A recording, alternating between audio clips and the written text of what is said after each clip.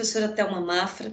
Juntamente com o professor Heber Santos, eu agradeço a presença da professora Kátia Petroni, da professora Cléo Tibiriçá, do nosso convidado dessa noite, professor Otávio Gaijutes, e também de todos os colegas docentes das várias FATECs que vieram aqui compartilhar conosco os conhecimentos dessa noite.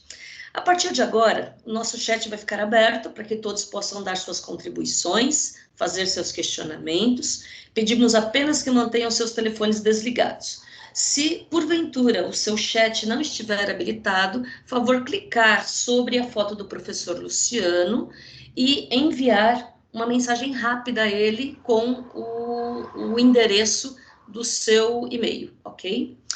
A partir de agora, então, nós vamos começar a abordagem de um assunto que muito nos instiga ultimamente, né, que é o ChatGPT. Não há nenhuma dúvida de que a inteligência artificial e o ChatGPT se tornaram uma tendência, seja pelo caráter de novidade, seja pela capacidade de apoiar as nossas atividades diárias. No entanto, esses avanços revolucionários, de um lado, são motivo para otimismo, mas de outro, são motivo de preocupação. Sempre que há algo novo, nós ficamos tensos, ficamos temerosos diante das mudanças. Então, é muito importante que a FATEC, seus educadores, discutam esse tema. Essa discussão tem acontecido nas grandes universidades de todo o país e também fora delas, né? Mas é muito importante que os nossos professores estejam atentos e sintonizados com esses novos modelos de linguagem, uma vez que esses modelos podem revolucionar várias áreas, e dentre elas, a área da educação. De forma alguma, nós podemos ficar alheios às inovações tecnológicas, mas a gente precisa encontrar posições equilibradas sobre o ChatGPT e outras inteligências artificiais, sem excesso de euforia, mas também sem negacionismo e tampouco sem a criticidade. A gente precisa tratar desse tema, não dá para fugir dele, né? Sem qualquer dúvida, o ChatGPT é um grande desafio para a nossa geração de educadores, e diante de tantas mudanças tecnológicas, entendo que vai ser necessário, antes de tudo, que nós tenhamos mudanças comportamentais. Assim, para tratar desse assunto, eu convido o professor mestre Otávio dos Santos Gaijutes, que é formado em Engenharia Elétrica pela Inatel. Ele tem mestrado em Automação de Engenharia Química pela Unicamp, tem MBA em Processos Organizacionais pelo Centro Paula Souza. E é um professor que já está atuante na FATEC de Tatuí. Nessa FATEC, ele montou o núcleo de inteligência artificial. Nesse núcleo, eles realizam projetos, minicursos em inteligência artificial, além de orientarem trabalhos de conclusão de cursos com aplicações de redes neurais artificiais, as chamadas RNA. Dentre essas atividades realizadas nesse núcleo de inteligência artificial, surgiu o livro ChatGPT no Mundo da Educação. Assim, eu convido o professor Otávio Gaijutes para nos falar um pouco sobre sua obra e sobre as suas pesquisas. Professor, fique muito à vontade. Obrigado, professora Thelma. Agradeço também ao professor Heber pelo convite, professora Kátia, que tem acompanhado. E para mim é uma grande honra, uma satisfação estar diante de um público tão seleto, professores tão experientes, né, que de modo algum consigo querer ensinar algo, né? Quero compartilhar alguns aprendizados que eu tenho obtido com experiências e também observando a academia, porque muito se discute esse assunto. Então, já tem muitas opiniões prós e contras sobre essa questão, o ChatGPT para a educação, né? E para facilitar o entendimento, eu vou apresentar para vocês alguns slides de modo bem objetivo, sem entrar demais na parte técnica, porque a tecnologia dessas inteligências artificiais, elas são relativamente complexas, né? São formadas por partes simples, só que em grande escala se torna algo realmente complexo. E o nosso foco agora nem é falar tanto da parte técnica, é falar de aplicação, né? Então, Vou apresentar os slides e a qualquer momento, caso queiram, podem interromper a apresentação para fazer as perguntas ou deixar para seguir, né? Então, deixa eu localizar aqui. Ok. Todos veem minha tela? Sim. Perfeito. Muito bom. Então, vamos que vamos. Bem, então essa apresentação, ela visa explicar de modo mais simples possível o que são as IAs e o que é o ChatGPT, em termos de tecnologia, e como que ele consegue fazer esse milagre, né, de produzir conteúdos que, para nós, no mundo da educação, se torna tão vantajoso e também tão preocupante, né? Veremos o porquê, ok? Então, esses são alguns pontos que são os pontos que nós vamos ver, né? A diferenciação entre IA, GPT, o machine learning, como já mencionei de modo rápido, para até tocar em alguns pontos sobre a questão de o quanto que o GPT tem ou não consciência, porque isso é uma questão que é abordada hoje em dia, né? E aqui eu vou passar algumas recomendações que eu posso em relação ao GPT, para depois a gente focar em discutir esses pontos. Então, começo mencionando uma citação de Nick Bostrom, que diz que inteligência de máquina é a última invenção que os humanos precisarão fazer. Por quê? Acredita-se que dessa forma vamos conseguir pôr os computadores e as máquinas, né, para resolver as nossas necessidades. De certo modo, isso já acontece. Por exemplo, na pesquisa científica, as IAs, elas são muito, são catalisadores de processo onde você consegue agilizar, ganhar um grande tempo usando a máquina para fazer análise de dados, produzir gráficos, esse tipo de coisa, né? E agora com o GPT, produzir texto. E aí especula-se que, com essa capacidade das máquinas, até soluções antigas nossas, como solução relacionadas à energia, alimentos, à criminalidade, tantas coisas, poderão ser resolvidas por definitivo. Vejamos os próximos episódios como vão ser, né? Mas vamos lá. Bom, sobre IAs, é a definição ou a sigla de inteligência artificial ou artificial intelligence, que na verdade não chega a ser aquela novidade, porque os conceitos e algumas formas de IAs já são conhecidas há décadas até, ok? Digo isso porque as tecnologias base que formam o GPT, por exemplo, já são tecnologias conhecidas desde a década de 80. Então, nas décadas de 90, no ano 2000, elas vieram evoluindo e hoje temos esse estado que temos, né? E por outro lado, então, elas já estão infiltradas no nosso dia a dia. Quando, por exemplo, você acessa a mídia social e ali ele exibe as postagens, ou quando você abre uma plataforma de vídeo, ele indica filmes, né? São algoritmos de IA que estão ali indicando, né? Selecionando conteúdos.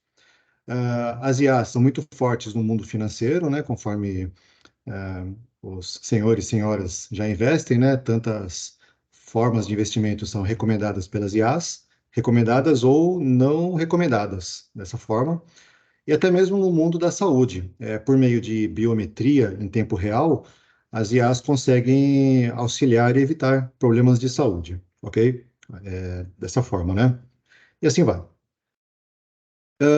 Então, quando falamos de IAs, entra o assunto nosso que são os chatbots, que é o termo popular para robôs de conversação, da qual o GPT é um deles, e são coisas que já temos bastante tempo já também. Por exemplo, quantos de nós aqui já estamos acostumados com a Siri ou com a Alexa, né? São robôs de conversação, ok?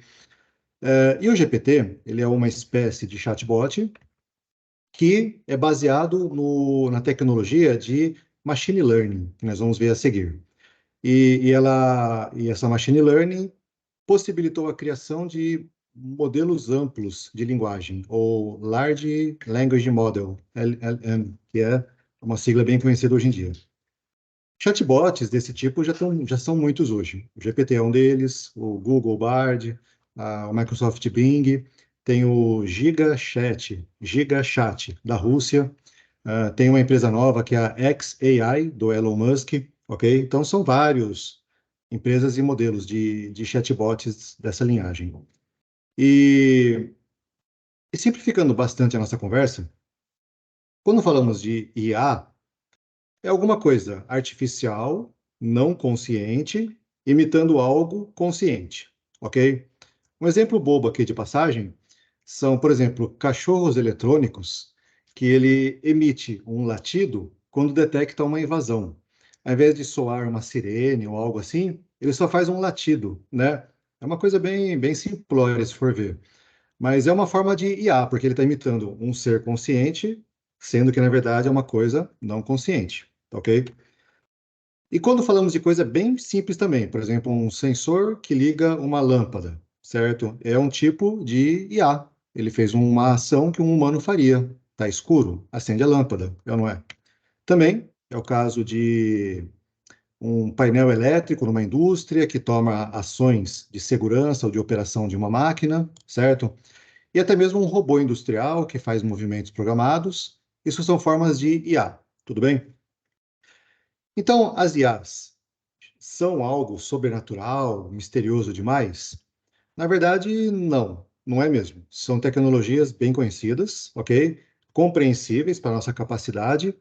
Ainda não se tem e não se fala de IA caixa preta, aquela que funciona e ninguém entende, ok? Elas são compreensíveis para a nossa capacidade atual, ok? Mas tem um negócio aí que é o ML, Machine Learning, né? Que é uma outra coisa bem poderosa, ok? É o seguinte, quando falamos de Machine Learning, é a sigla para aprendizado de máquina, né, no português, e são técnicas matemáticas bastante exigentes em termos de recursos computacionais, tempo, dinheiro, para fazer com que um computador aprenda algum conjunto de dados, né? Aprendizagem é uma otimização matemática, muitos colegas conhecem bem o assunto, né? Não vou adentrar nessa parte agora. E agora uma coisa interessante é que a etapa chamada treinamento, ela costuma ser bem pesada e bem demorada. Pode levar meses de treinamento. Um computador debulhando os dados até entender aquele negócio. Mas, depois que ele treina, as respostas são imediatas, são muito rápidas. Frações de segundo, ele produz respostas que, possivelmente para nós, levaria horas até de análise de dados, resolvendo equações, né? Então, o treinamento é uma coisa e a operação é outra, tudo bem? E quando falamos de dados, pode ser dados numéricos, por exemplo, dados do mercado financeiro, ok? Pode ser textos, como é o caso do GPT, ok? Podem ser figuras e vídeos, já existem tantas IAs super práticas de usar, que produzem imagens, produzem sons com grande fidelidade, ok? E, e como um exemplo disso aí, vou mostrar o raciocínio em torno de, por exemplo, pegarmos um certo modelo matemático IA para aprender a previsão de chuva, certo? Basicamente assim, nós vamos obter dados recentes, dados meteorológicos, vamos dizer, até a data de ontem, dia 1º de agosto, tudo bem? Vamos pegar dados bem conhecidos, por exemplo, temperatura do ar, umidade, a luminosidade do Sol, pressão atmosférica, certo? São dados bem triviais, fáceis de obter, de deixar acumulado. E vamos pegar esses dados e vamos colocá-los como se fosse a entrada de uma matriz, que para isso podem imaginar como se fosse mais ou menos uma planilha Excel, certo? Pode supor isso, uma matriz de números, onde você está pondo aqui na entrada dela vários números conhecidos, e vai pôr também, como se fosse um complemento, os dados relacionados à chuva, se choveu ou não e qual foi a quantidade em milímetros. E aí esses dados vão se encontrar nessa matriz de dados que é, imaginem um Excel mesmo, tudo bem? É algo que tem grande semelhança. Muito bom. Isso aí já acontece o milagre? Na verdade, não. Aí que vem o treinamento, né, que é aquela etapa pesada. O treinamento acontece o quê? Esses dados de entrada vão ser ligados com dados de saída, aí adapta um pouco alguns números, que é o que a gente chama de otimização. Esses dados de saída são comparados com o que produziu eles de entrada, ok? Então faz um ciclo de treinamento, aí repete o processo, faz outro ciclo de treinamento, aí faz um terceiro ciclo de treinamento e para aí. Na verdade, não. O treinamento costuma ser muito pesado porque é comum de haver milhões de ciclos. A máquina fica lidando com esses dados aí milhões de vezes, né? Talvez até bilhões de vezes por um tempo longo. E enquanto isso, o processador dos computadores trabalha no seu máximo. São recursos computacionais muito pesados, né? Para ele ficar de modo para ele alcançar um resultado, ok? Mas, depois de passar pelo pesado treinamento, obtemos o modelo computacional. E é aí que vem a parte maneira. Vamos pegar dados de hoje, por exemplo, ok? O treinamento foi feito com dados de até ontem. Aí eu vou pegar dados de hoje, 2 de agosto, ok? E vamos inserir nessa grande matriz que foi produzida, certo? E num estalo de dedos, ele já consegue te dizer se vai chover ou não, e caso sim, até dizer qual é o volume previsto, certo? Isso funciona perfeitamente? Todo mundo sabe que não, porque quem aí já não pegou uma chuva desprevenido, em que os sistemas meteorológicos afirmou que não choveria, né? Então, essas IAs, elas têm os seus limites, ok? E o GPT também cai nisso. O GPT ele tem toda essa semelhança e por isso que não dá para aceitá-lo cegamente, porque ele erra e pode errar às vezes bem, bem sério, ok? Tudo bem. Então, de passagem, um outro exemplo. Podemos pegar dados do mercado financeiro, por exemplo, o preço de uma ação, preço atual, preços recentes, volume negociado, algum indicador, por exemplo, o índice Bovespa, a cotação do dólar, esse tipo de coisa. Dá para juntar com outros dados, fazer aquela etapa do treinamento e conseguir prever se o preço vai subir ou descer e qual é até a previsão do preço, ok? Esse é um ponto que também estou tentando encontrar um modelo computacional satisfatório, sabe? Por enquanto não dei muita sorte com isso, né? Mas a realidade é que o mercado financeiro hoje já opera tranquilamente, dá para afirmar, 90% ou mais dessa forma, porque é tanto números, né? Tanto volume financeiro que não dá para trabalhar à mão, né? Tudo bem? Muito bom. E aí vem a pergunta, né? Não, perdão, só de passagem um exemplo que é o seguinte. Aqui temos uma curva em azul que ela mostra algum dado numérico, que nesse caso aqui é uma certa equação matemática periódica, tá bom? Pode ser uma equação tipo um seno, cosseno, alguma coisa assim, tangente, né? Só para mostrar uma sequência numérica. E os traços vermelhos representam uma certa IA que foi treinado pouco, né? E o que dá para perceber? Que ela acerta de vez em quando só. Estão vendo? Ela acertou aqui uma tendência, mas o valor ela não acerta, né? Então, depois de um pouco mais de treinamento, ela já passou a ter uma taxa de acerto bem melhor. Ainda tem um pouco de erros, né? Uma boa dose de erros, mas já passou a acertar melhor. E com mais tempo e mais treinamento, o acerto se torna muito alto. Ainda tem pontos em que ele erra, mas no geral a resposta está de ótima para excelente. Compreendem? Isso tudo está em torno do aspecto ou da operação chamada treinamento, que ela é bastante exigente. Tudo bem? Ok. Então, aonde que o ChatGPT entra nessa história toda, né? Primeiro de tudo, o ChatGPT, ele é uma forma de machine learning, certo? Só que ao invés de usar números, por exemplo, meteorologia ou mercado financeiro, ele usa texto, ok? E o volume de texto que o GPT versão 3.5 foi treinado, que é a versão mais atual, mais conhecida, é da ordem de 500 gigabytes de texto, ok? 500 bilhões de dados textuais, né? Parece pouco, porque hoje é muito comum HD de 1 terabyte, por exemplo, né? Então, 500 gigabytes não é nada, né? Mas para ter uma noção do quanto é 500 gigabytes, é só saberem que, se pegarmos a Bíblia, né, cristã, com os seus 60 e poucos livros, e o conteúdo da Bíblia em formato de texto, ela tem por volta de 3,5 megabytes, ok? Então, esses 500 gigabytes equivale a alguns milhões de textos semelhantes, de textos daquele porte, ok? Então, resumindo, é um volume colossal de informação que estima-se equivale a por volta de 300 anos de escrita humana. Inclui literatura, inclui mídia social, fóruns, literatura científica, literatura, romances e tudo mais que você consegue imaginar de texto. Tudo bem? E daí? O GPT e similares.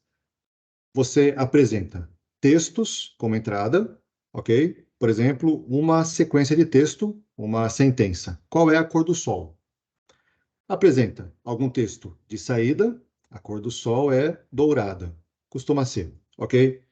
Aí você faz o treinamento milhões de vezes, ok? E vai treinar só com esse texto? Não, daí que vem os 500 gigabytes que eu mencionei, né? E o resultado vai ser algo assim. O GPT, ele levou 10 meses de treinamento e chegou no que temos de uso corriqueiro aí hoje, o chat GPT da empresa OpenAI, ok? E aí, agora, por sua vez, ele permite perguntas bem mais elaboradas. Por exemplo, o que é o Sol? Ali eu coloquei só qual era a cor do Sol, né? Ao perguntar o que é o Sol, ele responde de modo, muitas vezes, bem longo, com aí dezenas de parágrafos, né? Com bastante conteúdo a respeito do que ele foi treinado. Tudo bem? Então, gente, com isso, eu quero tentar transparecer para vocês o raciocínio e o conceito de que o GPT, ele não é um banco de dados em que ele vai lá, busca a informação e devolve para a gente. Na verdade, não. O GPT, ele gera texto porque é como se ele tivesse sinapses que vão encaixando as letras e palavras e ele consegue formar texto, né? Ele se assemelha muito ao modo como funciona a parte neurológica nossa, de que nós vamos formando as frases e elas vão acontecendo, né? Você não tem um parágrafo pronto no cérebro, você vai formando a sequência que você está falando, né? Eu digo isso por mim enquanto eu vou falando isso agora, né? Então é assim. E o que eu quero reforçar então é que o GPT ele vai realmente gerando o texto, certo? Isso é uma coisa muito interessante de conhecer, né? Como essa tecnologia funciona. E, por outro lado, também dá uma noção do quanto que ele pode errar. Porque se ele começar a raciocinar errado, ele vai continuar raciocinando errado também. Entende? Aí que está um certo limite que o GPT apresenta. Tá ok? Bom, então eu acabei de falar isso, né? Que o GPT realmente gera o texto. Por isso, ele nem sempre consegue citar um autor ou alguma referência. E é muito comum, né? Que ele sofra de alucinações. É mole? Um robô sofrendo de alucinação. Também chamam de sonho ou devaneio do robô. Que é quando ele faz um texto, ele cita um autor e uma publicação, e até uma revista, por exemplo, mas quando você vai pesquisar, não existe nem o autor, nem a revista, nem a publicação. Ou ele pode misturar seriamente, colocar um autor de uma área no título de uma publicação de outra, né? Isso se chama alucinação, ok? É um termo engraçado, né? E essas alucinações do robô, elas requerem que a gente verifique e não acredite cegamente. Tem mesmo que dar uma pensada com calma no que ele está falando, tudo bem? A parte técnica eu vou pular, tudo bem? É, essa parte do quantos neurônios ele usa, né? Essa parte que vamos ver, vamos deixar para outro dia, tudo bem? E de modo bem rápido, essa parte eu expando esse conteúdo, esse raciocínio no meu livro. É, as LLMs, que o GPT é uma delas, ele então é um modelo computacional, certo? É software. Ela apresenta um elevado nível de inteligência, porque os conteúdos, algumas capacidades conforme a definição da palavra inteligência. Interiormente, você conseguir escolher as coisas, né? A percepção dele, por outro lado, é bem limitada, porque ele só sabe o que estava em meio ao conteúdo que ele foi treinado, entende? Então, a percepção dele é cortada até o ponto em que ele foi treinado. Ele não tem noção de coisas mais recentes. O GPT 3.5, que é o mais usado hoje, ele foi treinado com dados de até setembro de 2021. Então, já tem 2 anos quase que ele está por fora do mundo. É mole? Sabiam disso? Curioso, né? Então, se perguntar de coisas recentes, ele não vai saber. E ele também sofre alucinação. Esses dias, perguntei para ele sobre um filme recém-lançado, e ele lançou toda uma história do filme, o plot, né? A sinopse do filme, e usando português popular, viajando feio. Ele colocou uma história que não tinha nada a ver, personagens que não tinha nada a ver, sabe? Tipo, chutou para bem fora do gol. Foi engraçado, mas mostra o risco das alucinações, né? A cognição do GPT também é limitada, ao que ele foi dado a treinar, a ser treinado. E em relação à consciência, que esse é um atributo supostamente de nós, né, seres vivos, o GPT não apresenta consciência e nem vontade própria. Dá para fazer perguntas para ele que vai dar essa impressão, mas são respostas condicionadas com o que ele foi treinado, né? Digamos que ele pode fingir muito bem a parte de ter consciência, né? Essa parte é polêmica, já tem pessoas que defendem que ele sim tem consciência, mas, na minha opinião pessoal, não é mesmo. E muita gente também percebe que não encaixa nessa condição. Tudo bem?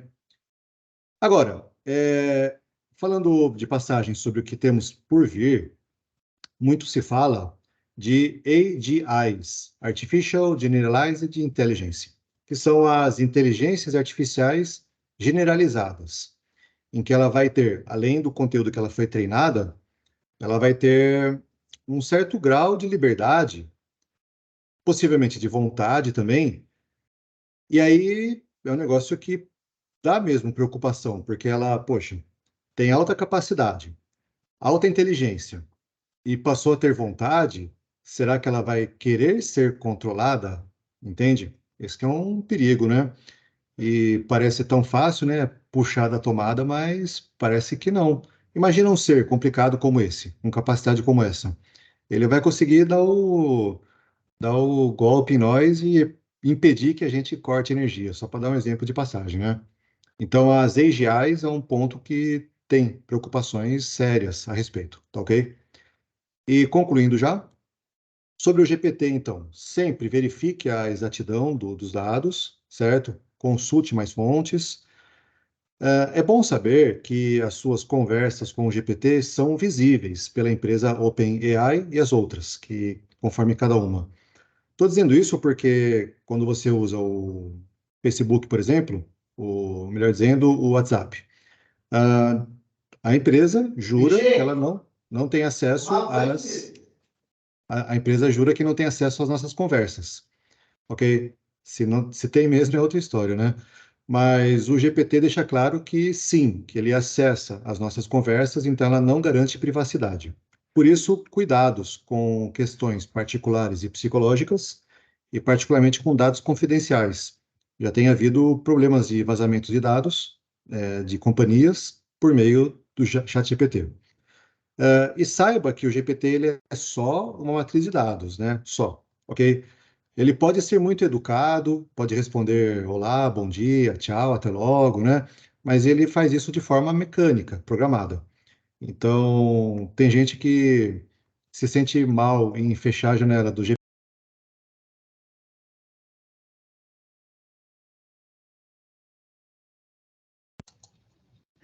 Professor Otávio, seu microfone, nós não... É, Isso, Perdão, por algum acho motivo que, ficou mudo, acho que mas alguém mutou todo mundo e perfeito. mutou o professor também. Tá ok, mas já estou de volta. Tá bom. Então, para terminar aqui, então recomenda-se, né, esses cuidados, né, com a veracidade, com a privacidade, e evita-se muito apego, porque tem gente usando o GPT como amigo íntimo, como pessoas falecidas. Infelizmente, tem gente que chegou nesse ponto de Nossa, carregar conversas no GPT e ele passa a imitar a pessoa conhecida. E só que acontece que um belo dia a empresa atualiza o banco de dados dele, ou atualiza o GPT em si, e ele deixa de responder daquela forma. Então é como se a pessoa passasse por uma nova perda. É triste falar, mas tem acontecido casos assim, né? Então, sobretudo, não deixe que o GPT substitua interações humanas, ok? Encerrando, então, uma afirmativa de Falguni Desai. Confesso que eu não conheço o autor, mas gostei da citação. Ele explica que as inteligências artificiais são métodos para substituir o processo de decisão humana por tecnologias mais avançadas. Isso se aplica, por exemplo, com a automação industrial. A automação, ela basicamente faz com que as máquinas façam operações que nós faríamos. Nós, vamos supor, operadores de fábrica, entende? Então, o GPT ele tende a alcançar esse tipo de lugar também. Ele entrar no lugar de algumas decisões que a gente toma. E é isso. Então, da minha parte, agradeço pela atenção. Sei que já passou um pouquinho o limite do tempo aqui, né? E fico à disposição para tirar alguma dúvida, receber críticas, comentários. Agradeço. muitíssimo obrigado, professor, por a sua exposição inicial para a gente compreender esses bastidores, né, da inteligência artificial e de como o próprio GPT funciona, né, e quais são os seus, como a gente deve ficar atento a alguns detalhes, como esses finais que o senhor apresentou, que são bem assustadores, né? E podem Sim, mexer realmente com o emocional das pessoas, né? Então, a gente precisa compreender e ficar atento a essas questões, né? correto. Bom, pessoal, e professor, como nós combinamos previamente, Uhum. agora nós entramos após essa exposição, né, inicial, a uma, digamos assim, uma série, uma bateria de questões, né, Thelma, que muito nos interessa, que é voltado para a educação, voltado para a modalidade EAD, né, a nossa realidade aqui, enquanto professores, né, desta unidade. Então, eu vou lançar aqui, professor, a nossa primeira pergunta, Uhum. para a gente começar aí o nosso bate-papo, tá bom? Professor Eber, Sim. a professora Cleo levantou a mão, acho que ela quer fazer algum comentário, Ah, desculpe, por Cléo, favor. não tinha Não, visto. Perdão. desculpa, eu só ia perguntar para o professor Otávio se antes do final da nossa mesa você vai divulgar para os nossos colegas o seu livro, né? Eu acho que Sim. é importante. Perdão, eu Sim. estava esquecendo. Sim, o livro, eu passo já já o link para vocês, né, todos, e o livro é em formato PDF, é totalmente gratuito, não precisa separar o cartão de crédito. Isso é E bem e interessante. lá tem essa orientação que é para ninguém se apaixonar pelo robô? Em, Tem? em algum momento eu dou a dica. Ai, que bom, tá bom. Tá lá nas entrelinhas, né, professor?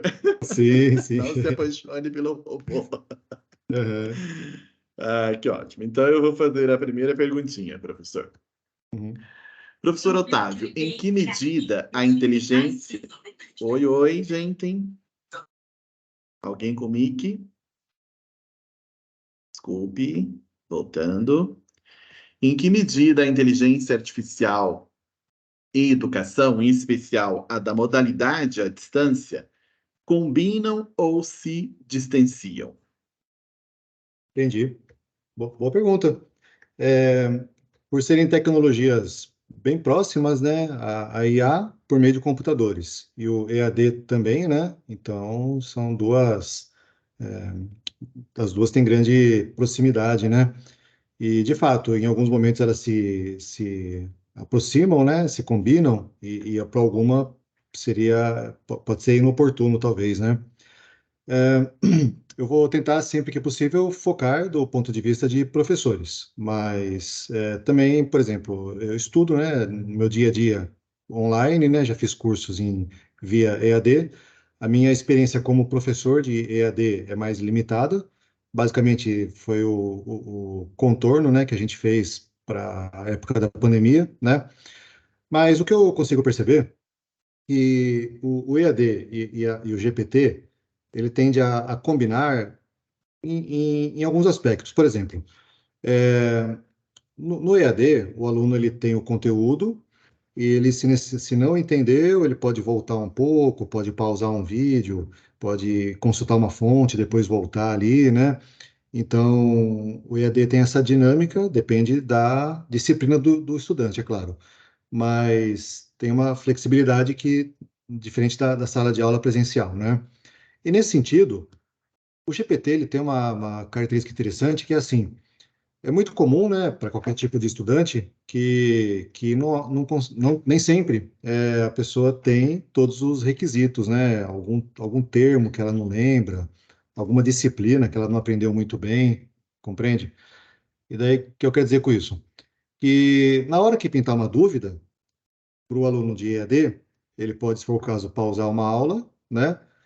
E dar uma pesquisada de modo mais sintetizado nesse conteúdo que eventualmente está falho, entende? Ele pode fazer um complemento mais rápido de alguns pontos que às vezes não está completo dentro desse estudante, compreende? E como que se faz isso? Por exemplo, é bem prático de ser feito você copiar trechos de texto, colar no GPT e pedir para ele, faça uma síntese de pontos sobre isso, entende? De modo que ele vai pegar aquele texto e vai colapsar de modo assim, para o aluno poder elucidar mais rápido a dúvida e daí, a partir daí, tocar adiante onde ele estava, compreende?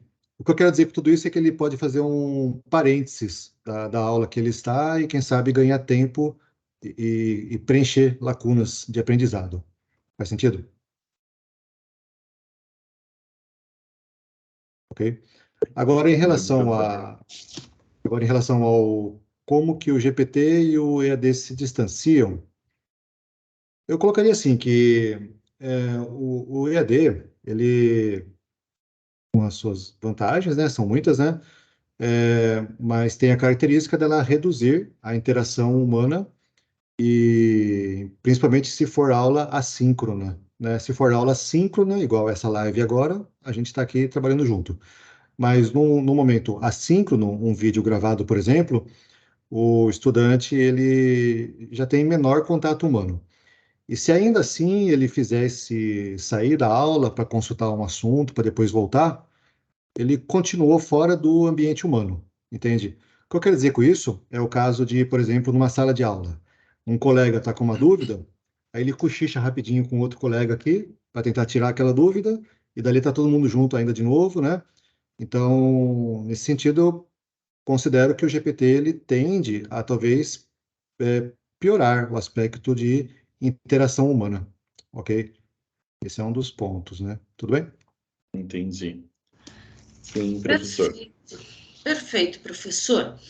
Ah, tenho que fazer mais uma pergunta, inclusive também abordando uma questão aqui da professora Terezinha. Quais são os limites éticos para o uso do chat GPT? Quando a gente pega ali a gente pede uma pesquisa a ele, a gente sabe de quem são esses dados, qual a origem dessa informação, é ético o aluno fazer um trabalho, por exemplo, toda uma pesquisa, ele pedir que o chat faça a escrita, e a questão da autoria, como fica? Tá? O que o senhor teria a dizer sobre isso? Ok. Essa parte do uso ético e, em particular, respeitando, né, autores, é um ponto muito fraco do GPT por conta dessa natureza dele. Como ele não busca um dado fechado e entrega completo, e pelo contrário, como ele vai criando o texto conforme ele vai respondendo, o que acontece? Muitas vezes o GPT ele dá um resumo, vamos dizer, da cabeça dele de algum assunto, e até, se você pedir, ele tenta citar um autor, ok? Mas aí acontecem dois problemas. Acontece que ele talvez não vai parafrasear, que é uma citação mesmo, conforme o autor falou, e também tem o problema da alucinação, dele atribuir para outro autor, né? Ou às vezes para autor que não existe, né? Deu para notar que a empresa já passou a empresa OpenAI, né? Está conseguindo limitar um pouco essas alucinações, mas ainda acontecem. Então, o que vai acabar acontecendo? Se o aluno buscar uma citação, pedir para o GPT produzir uma citação, ele atribuir para um autor. Se o aluno não consultar se aquela afirmativa está correta mesmo, ele vai estar incorrendo em vários erros, né? Tanto de pegar uma informação errada e atribuir também de modo errado. Isso se ele dizer que foi uma citação, ou seja, se o aluno jogar limpo, que ele está pegando o texto e citando. Mas o pior caso é quando o aluno vai pegar um texto pronto do GPT e vai entregar como se fosse de autoria dele. Aí é o plágio do plágio, né? Fica duas vezes feio, né? E para piorar, temos observado, pesquisadores notam, consultaram isso, constataram isso, que o GPT ele apresenta alguns vieses políticos e culturais que desfavorece a riqueza do conhecimento humano.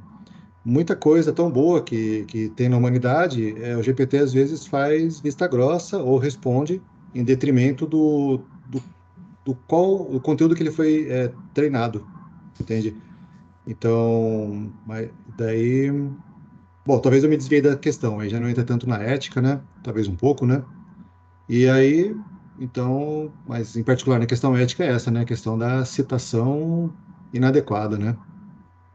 Você citou a questão do plágio e do viés que estavam na base da pergunta da professora Thelma. Eu acho que foi uma resposta bastante interessante, né? Porque quando a gente de humanas, e o professor Otávio, quando a Sim. gente de humanas fala essas coisas, o povo fala assim: nossa, como vocês são atrasados, né? Como vocês querem viver no passado, né? Os alunos adoram dizer isso, né? Para que a gente precisa escrever se o chat GPT escreve? E fui eu que fiz, você não consegue provar, não tem como provar plágio do chat GPT. Enfim, Sim. é bacana ouvir isso, né, Thelma? De um engenheiro, né? Que é um homem da ciência dura, hein? Perfeito, agradeço. É isso mesmo, são questões bem complexas, porque nós costumeiramente pegamos textos de alunos e muitas vezes temos a total percepção de que o aluno não escreveu aquele texto porque foge totalmente ao estilo linguístico dele, né? Mas também não acusam plágio se passarmos por antiplágios. E, por outro lado, a gente não consegue comprovar que aquele texto não foi escrito pelo aluno, e sim pelo chat GPT. Então, Sim. nós ficamos ali numa situação bastante difícil. Bem, Perfeito. professor, nós temos dois professores que levantaram a mão e querem fazer perguntas. Heber, podemos abrir agora? Ou acha que Eu acho que podemos sim, acho que pode começar com essa discussão. Então, vamos lá. Tem 3 pessoas, inclusive. Então. O professor Jamir, por favor, se puder abrir o seu microfone e também a sua câmera para nós nos conhecermos, seria muito bom. Vamos lá. Boa noite, pessoal. Eu sou da FATEC, aqui da Baixada Santista. E a respeito dessa colocação que foi feita, eu tenho percebido que muitos professores estão reduzindo a câmera não está funcionando, não sei porquê, gente. Funcionou agora. Mas eu tenho verificado que muitos professores estão reduzindo e até eliminando a possibilidade de colocar trabalhos externos. Isso não estaria, veja, trazendo uma degradação razoável no aprendizado do aluno? Concordo que sim, porque, por um lado, se a tarefa for feita em sala de aula, o professor está acompanhando e vai saber se o GPT está ou não sendo usado. Mas se ele omitir essa forma de criação e avaliação do estudante, né, que é pesquisar e produzir texto, só por conta do medo do GPT, sem dúvida está deixando de treinar o aluno para o que a vida pede depois, né, que é produzir, falar por si, né, esse tipo de coisa, né? Concordo com o senhor. Obrigado. Uhum. Ótima pergunta, professor Jamir. Muito obrigada pela sua participação. Professora Grace, fique à vontade. Gente, boa noite. Boa noite. Eu peço desculpa aí pela voz, que não está muito boa, e minha câmera eu acho que também não está abrindo. Mas vamos lá. Dentro até da resposta aqui, dá para me ouvir, Otávio? Sim, perfeitamente. Tá. Eu acho que, Thelma, até a tua pergunta acabou complementando um pouco da minha dúvida, justamente essa questão do plágio, né? E eu acho, assim, super importante, tá, professor Otávio, essa questão do viés, né? Uhum. Então, por exemplo, eu dou aula dessa parte de introdução, né, à inteligência artificial, e a gente Uhum. tem observado muito isso, né, das inteligências artificiais, elas acabam replicando o que existe no mundo real também, né? Uhum. Muitas dessas questões culturais acabam sendo replicadas. Eu tenho, na verdade, assim, um comentário, eu acho que até em relação à pergunta que um professor fez, né, assim, o quanto que, de repente, usar a IA como um pontapé inicial para uma pesquisa, para um estudo, eu acho que isso até é válido, né? Você Sim. está meio perdido, você partir ali de algum lugar, tudo bem.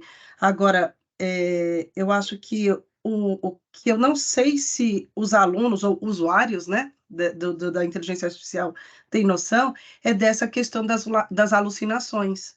Uhum. Então, eu acho isso muito sério, né? Assim, há alguns trabalhos que eu já fui pesquisar tal, e aí gerando informações erradas, e eu acho isso assim muito sério, porque eu não sei se as pessoas têm noção disso, né? Então, pelo que você colocou nos seus slides, é importante que as pessoas busquem a veracidade Uhum. daquilo que a IA está trazendo, né? E eu não sei se isso está claro, né? Se isso é divulgado, se isso é falado. E aí, concordando aí com a professora Cléo, né? Tem muito essa fala, mas que bobagem, né? Você não está usando a tecnologia que já vem com tudo pronto, né? Mas pronto, vírgula, né? A gente ainda tem falhas, né? Então, eu não sei o quanto que você consegue, talvez, dar mais informações sobre essas questões, por exemplo, da alucinação, e, Uhum. e uma dúvida que eu tenho é se o chat GPT, especificamente, ele usa aquilo que o usuário está passando de informação também para construir o banco de Uhum. dados, construir o conhecimento dele? É uma pergunta porque eu lembro que, sei lá, você faz uma tradução no Google, Uhum. ele perguntava, essa tradução tá boa, né? É isso mesmo? Então, ele usava a própria informação do usuário para, digamos assim, formar ali seu banco de Aprimorar. conhecimento, né? E eu fico em dúvida se o chat GPT ele tem algum tipo de feedback do usuário Uhum. ou não, se ele usa esse feedback para gerar a fonte de conhecimento deles. Certo. Sim, em relação ao começo da sua fala, né, é bem colocado que o GPT, ele, para estruturar e dar um chute inicial, é uma ferramenta muito boa mesmo, porque naturalmente, né, o writer's block, né, como que é? Bloqueio de escrita, né, a gente sofre disso, né, em qualquer situação, e quanto mais os alunos que não estão acostumados a escrever, né. Então, o GPT, ele pode dar esse chute inicial para a pessoa depois pegar o embalo. Então, nesse caso, vai bem. Agora, a sua questão é bem interessante sobre se ele se aprimora, né? Segundo a empresa, OpenAI, o ChatGPT 3.5, que é a versão gratuita, ele não usa ele não aprende enquanto é utilizado. Diga, pelo menos ele finge bem que ele foi treinado até setembro de 2021 e ele finge que não aprendeu nada daqui para cá, de lá para cá, né? Então, essa parte parece que é por aí mesmo. Já pelo contrário, o GPT-4, que é a versão paga, ele tem mais capacidades e tudo mais, e uma delas é essa. Ele vai se aprimorando, ele vai aprendendo com o usuário. Mas mesmo na versão gratuita, o que a gente pode fazer é colocar um texto inicial, pedir para ele responder algo em torno daquilo, e mantendo a conversa. E de repente, quando você perceber que ele desvia um pouco a conversa, você dá um lembrete para ele. E uma dica é escrever em letra maiúscula, tipo, presta atenção na conversa, né? Ou mantenha-se na conversa inicial. E aí ele como que ele dá uma relida no que já foi passado e continua dentro daquilo. Mas se você abrir uma conversa nova, ele não enxerga aquela conversa anterior, entende? Só se você manter uma sequência na mesma tela do GPT. Entendi. Ele tem uma memória ali daquela conversa, digamos, né? Correto, só daquele trecho ali. Uhum. E aí, só assim, para comentar a situação que eu já peguei de pegar trecho de artigos publicados, né? E colocar lá no chat e perguntar: isso aqui foi você que escreveu? E ele falar que sim. Isso daí Sim, é. Você fala, como assim? Foi você que escreveu? Tem, né, publicação com isso, para ver o quanto que é bizarro não se falar sobre isso, né? correto. E a própria empresa fala pouco mesmo. Ela alerta, né, que ele, ele pode produzir respostas erradas, mas eles não alertam assim de modo muito firme, talvez para o usuário passar também a considerar que o GPT é sempre errado, né? Principalmente porque a maioria das pessoas não vai se preocupar tanto com isso, né? Nós, no mundo acadêmico, que temos um pouco mais com essa preocupação, né? Tá ótimo, professor, obrigada. Nada.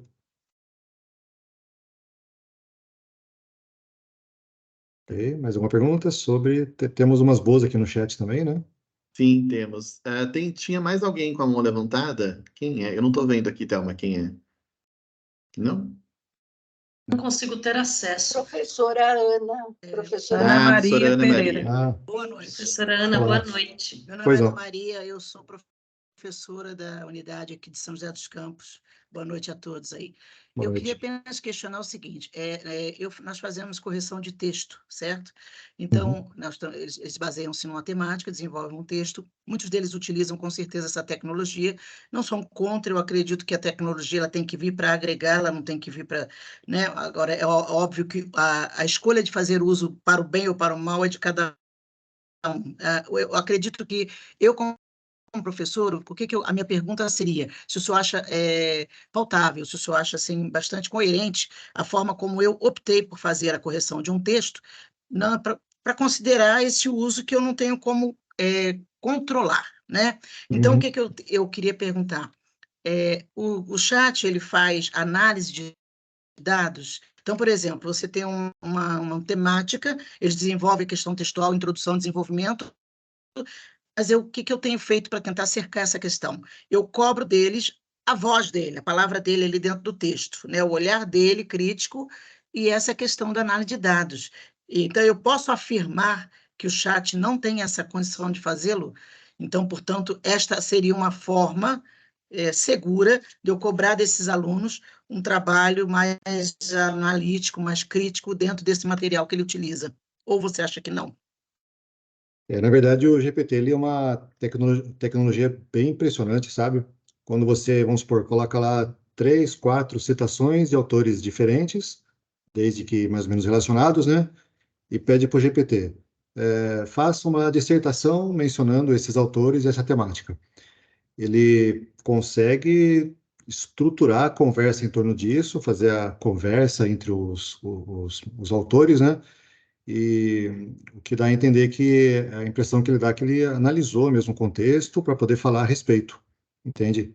Então, ele não fica assim tão mecânico, ele faz um trabalho de abstração, compreende? E aí, a partir disso, que ele produz os dados, né? Então, nessa parte, se depender do aluno apenas entregar um conteúdo pronto, as chances de ele ainda usar o GPT e passar como sendo ele próprio é bem grande, sabe?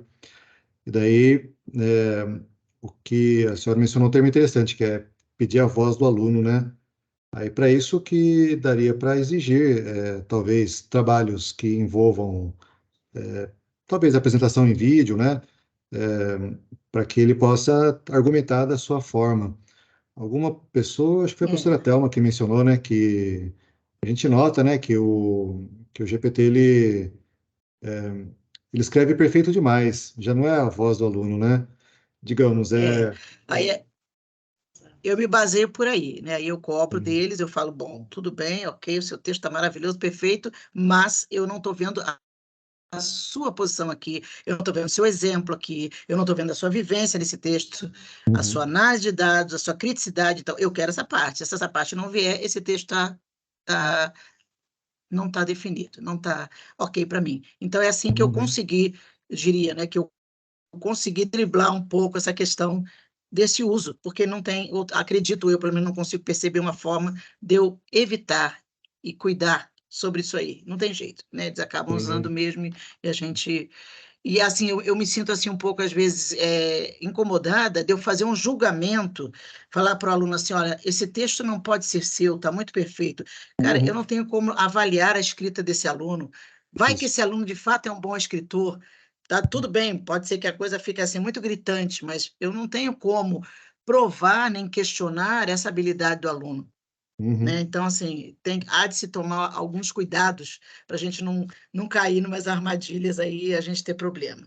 Muito obrigada aí pelo De seu nada. retorno. Muito Nesse obrigada. assunto, né, um comentário que eu posso fazer, como eu já venho usando GPT há algum tempo, comecei a adquirir uma certa capacidade, né, tem que melhorar isso ainda, de sentir, faz de conta, o cheiro de robô na conversa, sabe? Aquele texto que, meu, não é humano isso aí, tá perfeito demais até, sabe? Por aí. E A gente vai aí, ficando descolado. A gente vai isso, ficando calejado nisso aí. e aí teve um TCC, um TG, que foi apresentado há pouco tempo, né? O PTG, né? O quinto semestre, de um trabalho de FATEC, Tá certo. em que o aluno, conforme eu lia, não deixava dúvida de que ele tinha usado o GPT para produzir o texto, né? Aí eu não quis, assim, desmascarar ele, né? Mas no dia da apresentação, fiz essa pergunta, né? O quanto que você usou do GPT para a produção do texto, né? Aí deu para ver que ele meio que, assim, deu aquela escorregada, assim, né? Tentou, ficou um pouco sem jeito, mas ele jogou limpo, que não, eu esboçava o texto e pedia para o GPT escrever o parágrafo. E aí o que acontece? Tudo bem, o conteúdo intelectual talvez foi dele. Ele usou o GPT mais ou menos como uma calculadora, só para fazer a parte mecânica da coisa. Mas não fica aquele texto que você para assim para ler e entra na conversa. Fica um texto informativo, parecendo Muito impessoal. muito Muito impessoal, impessoal. né? Muito Falta um impessoal. tempero, né? Verdade. Sim, verdade. Muito obrigada. Boa noite aí. Obrigada. Sim, senhora. Muito obrigado, professores, pelos comentários. Professora Estefânia, Oi, mais uma. tudo bem? Só Tudo. fazendo um comentário, né, sobre esse assunto que foi abordado agora, é como usar o tradutor da internet para fazer um abstract, Uhum, né? Se você fizer a tradução utilizando os conhecimentos da língua inglesa, aplicando as conjugações corretamente, fica diferente da gente fazer o tradutor. Então, é uma coisa que eu tenho trabalhado e mexido bastante no chat GPT para aplicar isso também na sala de aula e ter essa percepção. Porque é uhum, engraçado, mas nós viemos de uma cultura que nós tínhamos o hábito de falar ao telefone, né? Primeiro foi uhum, cartas, depois era falar ao telefone, e com a inserção da tecnologia, dos aparelhos móveis, a gente teve essa mudança, essa alternância novamente para o texto. E aí uma nova linguagem se formou, né? Que é essa linguagem web que a gente acaba conversando, utilizando algumas siglas, algumas abreviações. E é engraçado que quando a gente conhece a pessoa e a gente tem essa vivência com os alunos de se comunicar pelo chat ou se comunicar mesmo na sala de aula presencialmente, ele tem a postura dele na fala e isso também se representa na escrita. Então, quando a gente tem um texto mecânico, a gente consegue perceber que aquilo não foi produzido, não é o aluno conversando. É a mesma coisa quando a gente avalia um trabalho de uma turma presencial e você fala assim, pera lá, esse texto aqui não foi esse aluno que escreveu, essa ideia não foi dele, não é o jeito dele escrever. A gente acaba adquirindo esses conhecimentos. É bem engraçado e eu sempre faço essa consideração, né? Os alunos, eles apresentam o TCC para mim, aí vem o abstract. Professora, posso usar o tradutor? Gente, pode usar o tradutor. Ele é como uma calculadora. Mas você vai ter que aplicar os seus conhecimentos da língua inglesa para corrigir esse texto. Senão fica mim, fazer, você, comer. Então fica uma coisa toda mecânica. E aí a gente percebe na escrita, até com os nossos familiares, se um familiar tá meio chateado e escreve alguma coisa na internet, você percebe, ele não tá legal. Porque ele não escreve assim, ele não dá um bom dia desse jeito. A mesma coisa, acho que é com o texto dos alunos, a gente consegue ter essa nuance e perceber. Só fazendo essa contribuição aí com todos. Correto, bem colocado o exemplo do tradutor. A gente nota mesmo, né? Muito bem. Eu acho que a única diferença, professores, é que o aluno talvez vá utilizar o ChatGPT e a gente não vai ter a certeza que ele usou. É um pouco diferente aí do tradutor, porque o tradutor é mais óbvio, né? Vai ficar mim fazer alguma coisa. O ChatGPT não. O ChatGPT, ele escreve. E no meio de 500 trabalhos que a gente está lendo, alguns vão passar aí tranquilamente. O cara vai tirar 10, tendo sido escrito pelo robozinho, né? Professor, tem mais uma mão levantada, mas eu acho que agora a gente vai para algumas perguntas do chat. Isso. Vamos lá, professor Heber. Sim, tem bastante gente aqui no chat, vamos também privilegiá-los aqui, né? Professor... Começando pelo professor Fábio Pacano, por favor. Eu estou louca para saber a resposta da pergunta dele, muito pertinente. Professora, tem uma questãozinha, duas questões antes, tá? Mas a gente já vai chegar no Pacano, tá? Do professor Claudemir e da professora Benisa, na verdade, são duas perguntas que se opõem, tá, professor? Então, aí o senhor já dá uma resposta baseada no seu posicionamento, né? O Claudemir disse o seguinte, logo lá, quando a gente começou a falar sobre educação, né? Você considera válido estimular os alunos da EAD a utilizar a inteligência artificial como ferramenta de apoio de estudos? É isso? E a professora Benisa falou, considerando os delírios destes computadores, podemos dizer que tanto o ChatGPT como outras IAs deste sentido não são confiáveis como fontes? Acho que são perguntas aí que se complementam, né? E se a gente usa ou não usa, né, em função dessas questões, em função dos apoios que o senhor comentou no começo, e em função desses delírios também que o senhor já pontuou, né? Pois é. Bom, a realidade é que o GPT veio para ficar, né? Então, de fato, cabe a nós, mesmo não só orientar, mas incentivar que os alunos, sim, utilizem, mas sempre no nosso papel de professor, conscientizando eles, né? Ensinando eles que o GPT não vai ser a solução para tudo.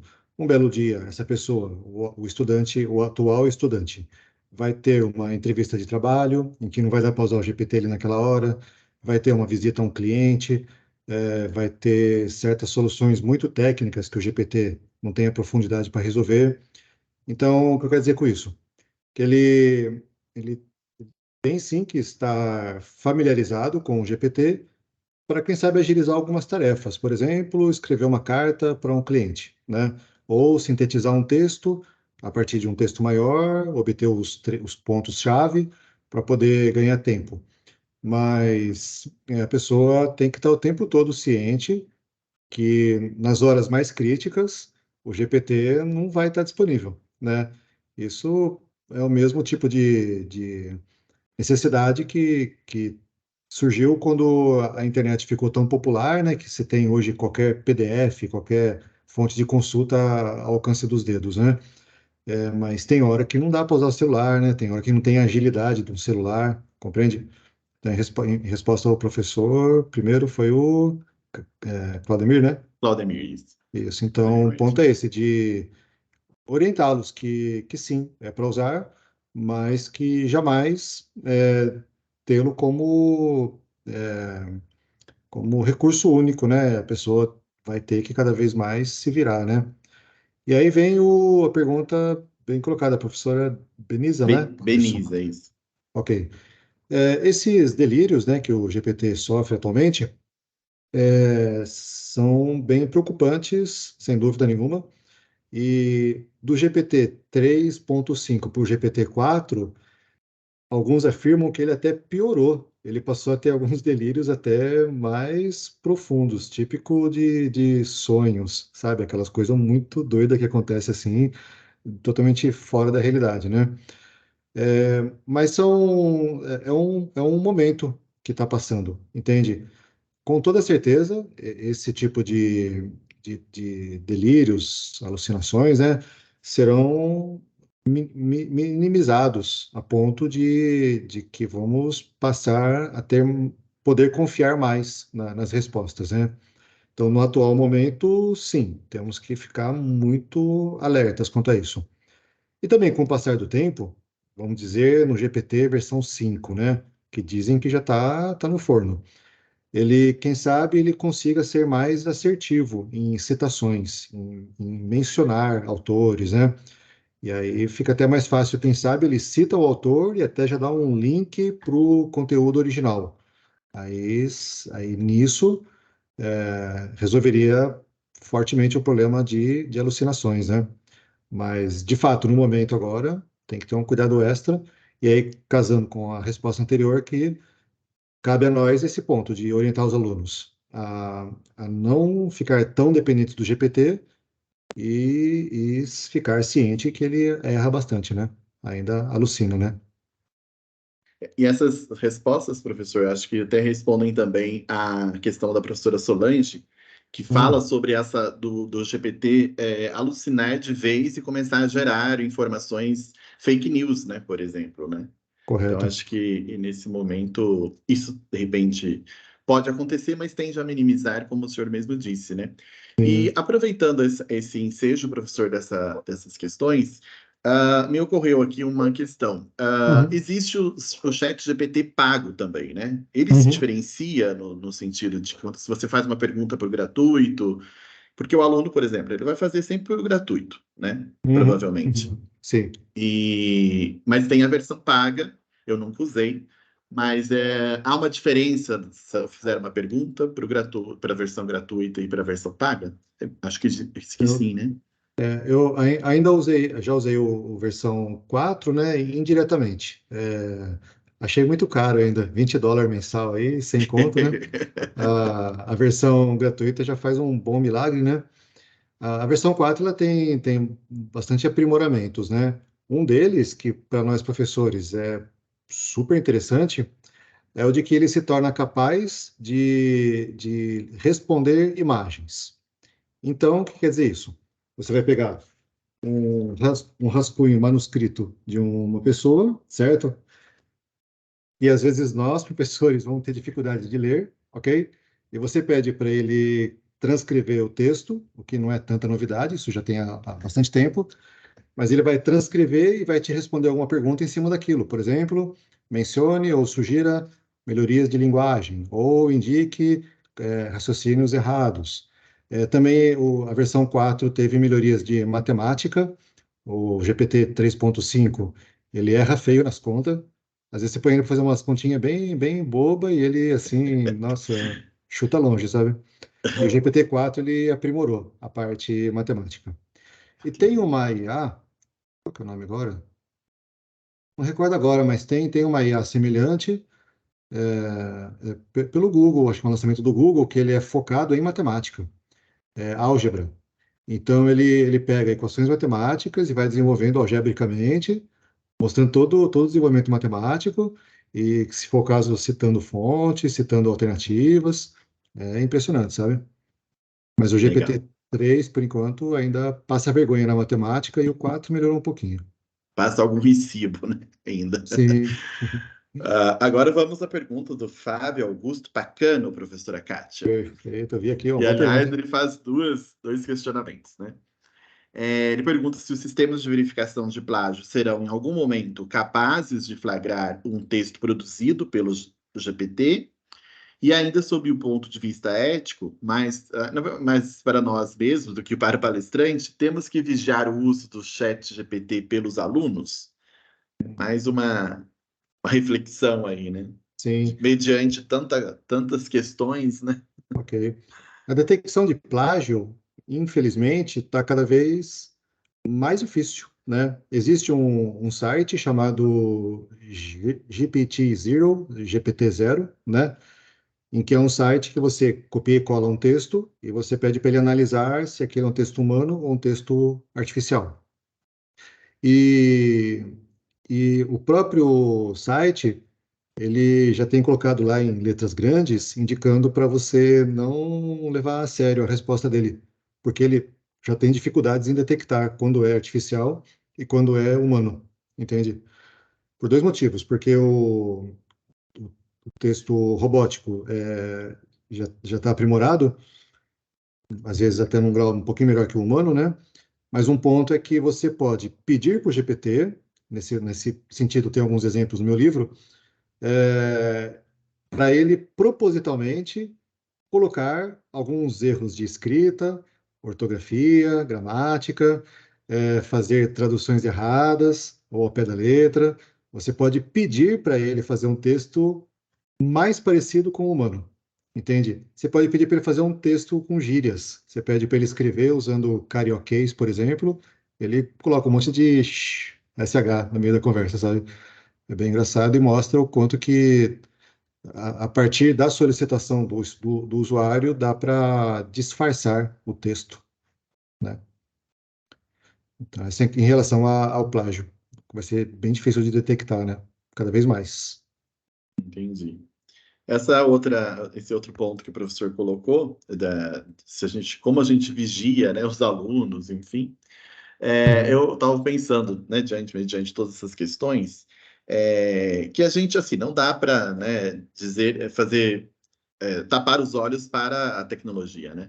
Mas, assim, acho que a gente tem que ter um diálogo muito claro com os alunos de todas essas questões que a gente está falando aqui, né? Que não é totalmente confiável, que ele tem que aprender a fazer essa curadoria, né? E aprender a buscar as fontes, que é uma coisa que nós, professores, presume-se, né, que a gente faça, né? Que não confie totalmente naquela tradução, naquela pesquisa, ou naquela fonte, né?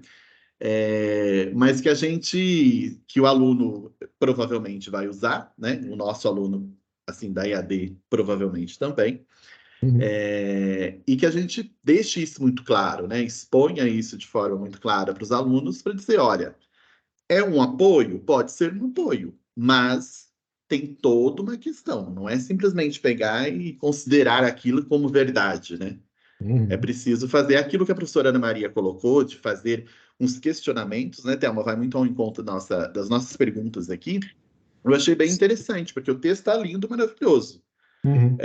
Mas, assim, e ela faz algumas perguntas que o aluno não tem como recorrer a ChatGPT, ele tem que demonstrar conhecimento. Eu achei muito boa, professora Ana Maria, a sua estratégia para, ao menos, né, minimizar um pouco essa questão e fazer com que o aluno reflita sobre o que ele escreveu e não só entregue algo pronto, né? Professora... Mas ele pode também solicitar que a inteligência artificial faça, que reflita por ele, ou que dê exemplos por ele. O que vamos fazer, então? Estamos aqui num beco sem saída. A professora Cléo levantou a mão e quer falar. Sim. Mas a professora Natália, lembra? Ela estava na minha frente. Ah, é professora verdade. Natália, é verdade. É que assim, o chat está tão intenso aqui, Tá as tão discussões, bombando. isso é muito Uhum. bom. Então, professora Natália, por favor, fique à vontade. Professora Marluce também, desculpa, tá? Ela fez um Uhum. questionamento lá no chat muito interessante. Vamos ver se dá para responder, tá bom? Na sequência. Sim. Boa noite, eu tô com a voz ruim. Oi, tadinha!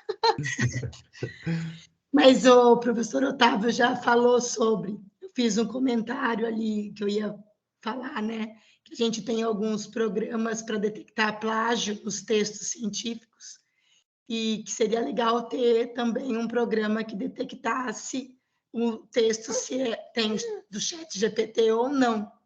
Uhum. Mas aí ele já respondeu falando que o próprio que faz isso fala que não é confiável, né? Então, a gente está numa emboscada, porque os alunos vão usar e não vai ser tão simples assim da gente perceber que eles estão ou não usando. Desculpa a minha voz. Sim. Tem uma solução interessante, né, que argumentam que talvez seja adotada se pegarmos um texto qualquer, tipo, escrevi aqui na tela aqui, né, olá, bom dia. E existem certos caracteres de texto que eles não aparecem, mas eles estão ali no meio dos caracteres. É tipo o espaço, né, a tecla espaço. Ela é um buraco vazio, né?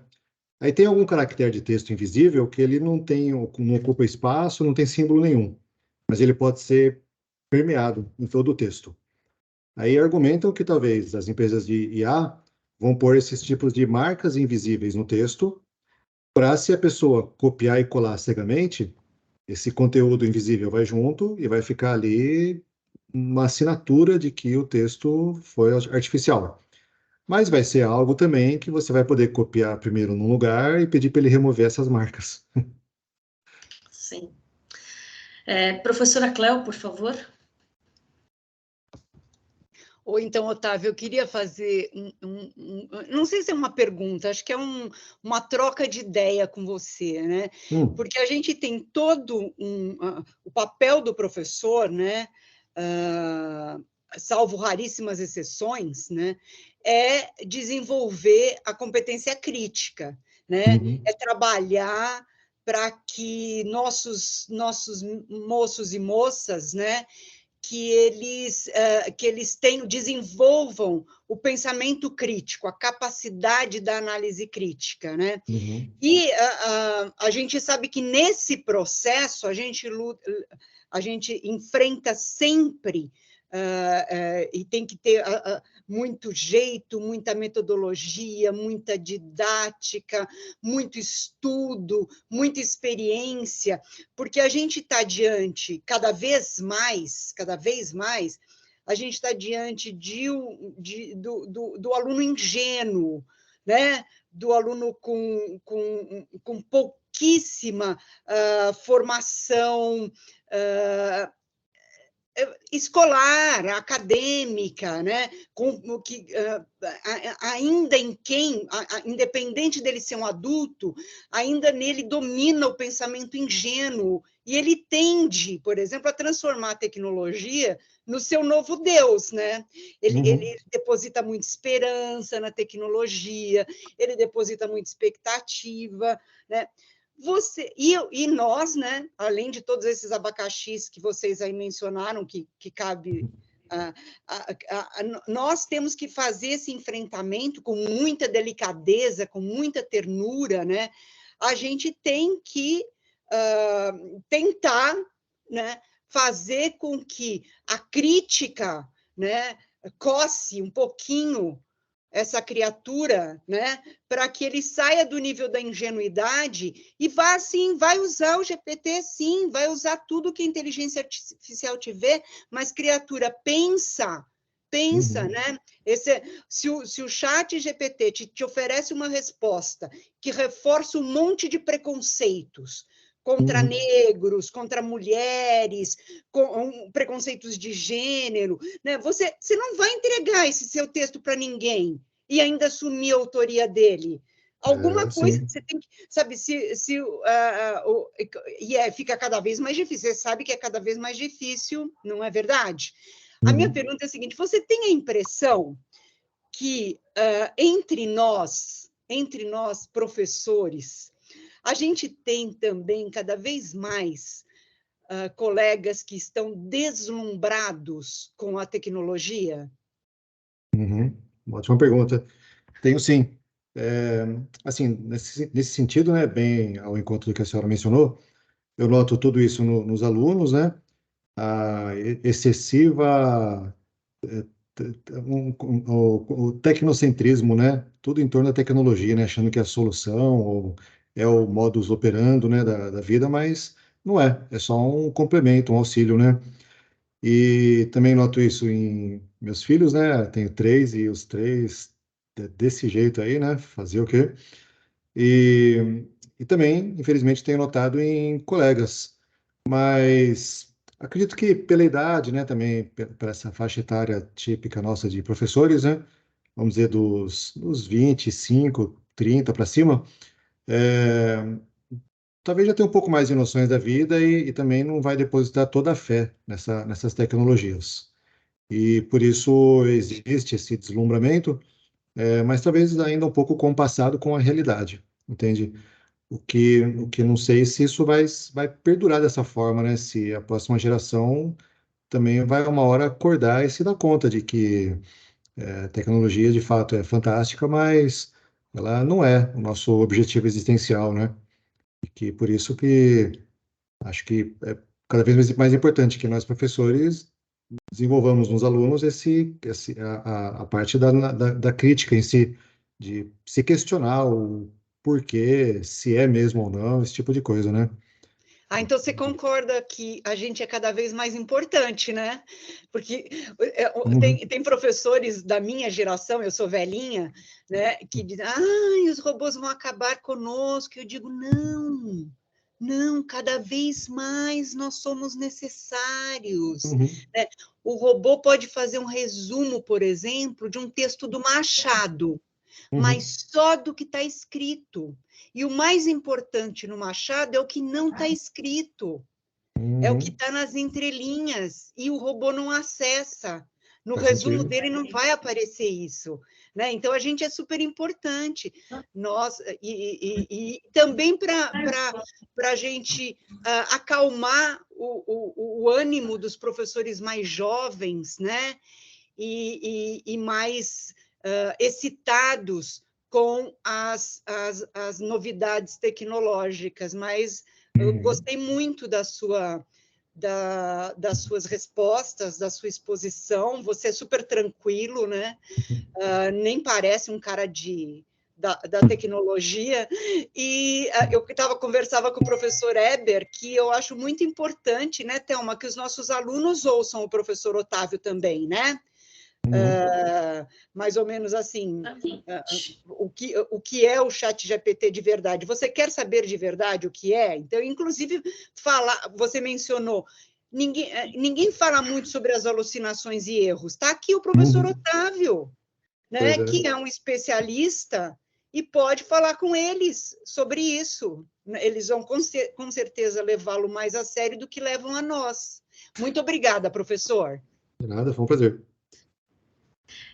Professor Otávio, a nossa grande preocupação é que os alunos chegam para nós com dificuldade de escrita, sem hábito de leitura, sem desenvolvimento de aspecto crítico e com esse deslumbramento com a tecnologia. Tudo que a tecnologia pode fazer, pelo que eles não se sentem capazes de desenvolver. E aí, o grande receio que a gente tem é de que haja uma involução desses alunos em vez de uma evolução, né? Mas a fala da professora Cléo é muito pertinente, porque eu acho que conversas como essa têm que chegar aos nossos alunos também, para eles entenderem que a tecnologia é um meio, não é um fim. Muito bom. Tem uma pergunta da professora Inês. Ela pergunta assim, qual a interface que vocês estão usando para acessar o ChatGPT? No Android, qual aplicativo está sendo usado? parece que foi lançado bem recente o aplicativo oficial da OpenAI. Eu confesso que eu não abri ainda. Eu estava usando, quando no celular, a versão direto no navegador Chrome. E que só a questão da limitação de espaço, né? Mas funciona no mesmo nível. O que eu ouvi falar é que a versão do iOS, da Apple, ele próprio procura fazer respostas mais curtas. Enquanto estamos aqui no desktop, ele fala à vontade, né? Se faz uma perguntinha curta, vira 10 parágrafos, né? E a versão para celular, ele próprio passou a ser menos tagarela. A de Android, eu daí confesso que eu não experimentei ainda, mas é algo que é possível, é fácil de o desenvolvedor, né, a empresa fornecer opções assim, mais de fala mais curta, né, vamos chamar assim. Entendi. Tá certo. Tem mais uma questão da professora Marluce. A professora Marluce, primeiro ela coloca ali uma preocupação dela. Ela diz que o que mais preocupa diante desses recursos tecnológicos é que eles avançam com muita rapidez. E que nós, os professores de humanas, a gente tem que sair correndo atrás numa tentativa de se adaptar. Aí ela disse que hoje participou de uma reunião e que foi apresentada uma nova ferramenta, GitHub, não sei como se pronuncia, e diz que essa ferramenta já é uma evolução, ou seja, a gente não sabe nem do ChatGPT direito. E aí vem outras novas tecnologias batendo em nossa porta, né? E ela pergunta, como que a gente pode vencer essa corrida? Não vence, né? É realmente muito difícil. As novas ferramentas de IA, do tipo para produzir imagens, produzir código-fonte, produzir áudio, sabe? Estão assim surgindo uma após outra na mesma semana, sabe? É muita variedade, né? Então é impossível realmente manter o passo. O que eu recomendo e estou buscando fazer talvez reservar um tempinho para dar uma olhada, assim, no que está saindo, no sentido de coisas que dê para ser utilizados. Mas eu estou bem atento também à parte da crítica e dos eventuais opositores disso, que ainda estão muito tímidos, sabe? Realmente, querer banir as IAs não tem condição. Elas é uma ferramenta realmente muito boa, não tem por que cortar. Mas abraçá-las cegamente também não convém, entende? E daí existem iniciativas no sentido de segurar um pouco esse desenvolvimento, de fazer com que evite que elas se dirijam para alguns lados potencialmente perigosos, por exemplo, o de segregar pessoas, né? Esse tipo de coisa, né? Então, a minha recomendação seria de tentar acompanhar, pelo menos de leve, os dois lados, porque em algum momento que aparecer uma bandeira vermelha indicando algum risco mesmo, que a gente tem que tomar cuidado, é bom saber quem está contrário, para, se for o caso, a gente dar um voto de apoio. Porque o poder, né, que essas IAs apresentam, elas podem muito facilmente virar do avesso, né, e se tornar um risco mesmo, né? Só que isso não vai acontecer de uma semana para outra. Aí esse risco vai acontecer com as pessoas aceitando cada vez mais naturalmente as mudanças, né? E um belo dia a algema vai estar colocada já, né? Esse que é o perigo, né? Aí vira filme de ficção, né? Pois é. Lá no livro, A professora... eu conduzi uma conversa com o GPT para tentar ver dele próprio um possível panorama ruim desse, né? Dele adquirir um certo poder, até um belo dia que ele tem tamanho poder, ele simplesmente poder passar a rasteira, vamos chamar assim, né? E é muito coerente e tem gente sinceramente preocupada com isso, né? Sim, sim. Bem, voltando aqui para a nossa área da educação, a professora Benisa faz um comentário, na verdade não é nem uma pergunta, mas um desabafo. Ela se diz pessimista e que diz que crianças, jovens estão ficando cada vez mais viciadas na tecnologia, né? Por isso ela acha difícil essa virada de botão, achando que as crianças não vão achar que é chato escrever, pensar, sabe, investigar, analisar. Tudo isso vai se tornar muito difícil, muito cansativo, né? E aí ela diz que é muito mais fácil acreditar nas verdades, entre aspas, trazidas pelo computador. Ela se diz pessimista.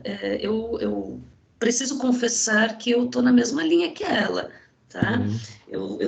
Eu vejo também esse cenário que tende a piorar. Eu não acho que nós teremos gerações muito mais inteligentes do que as que a gente já vê hoje. O que você acha?